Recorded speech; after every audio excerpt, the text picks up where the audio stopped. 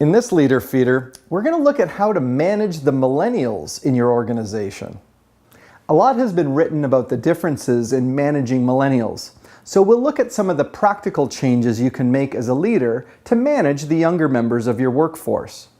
First, remember that millennials are also known as Generation Y, and millennials are least likely to like being called a millennial because there's so much negativity about their work ethic.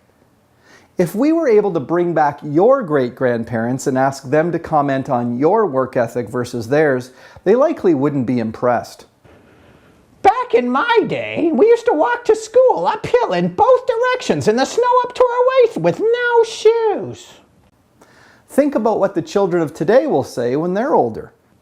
Back in my day, we only had the iPhone 7 with the Retina display. We had to actually type messages to one another and use emojis. You couldn't just beam your thoughts into the mind of the other person. Kids today. Basically, every generation expects more and puts up with less than the previous generation. That said, we are seeing an acceleration of these trends. So here are 3 tips for engaging the younger millennials in your workforce. Tip number 1, involve them.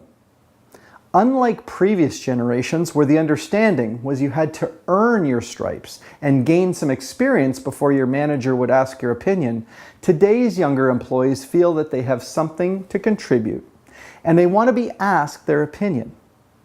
Tip number 2, help them grow. As organizations get flatter, there can be fewer opportunities for promotion. To create a sense of progress, consider creating a mastery matrix of all the job duties in your department and then encourage your team members to master all the jobs. Remember that mastery doesn't mean doing the job once. The person needs to prove their proficiency. And tip number 3, provide continuous feedback. When you grow up playing video games, you're used to getting immediate feedback. Younger employees are willing to hear corrective feedback, they just want to hear it immediately so they can change and improve. Providing a steady stream of feedback, both positive and corrective, will be appreciated by the younger members of your team.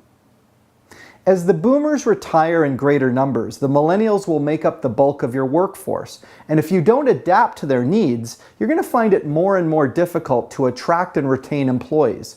You might as well adapt so you'll be seen as an employer of choice. Whether it's our on-site leadership training workshops or some of our books and resources and videos, you can find what you need on our website at frontlineleadership.com.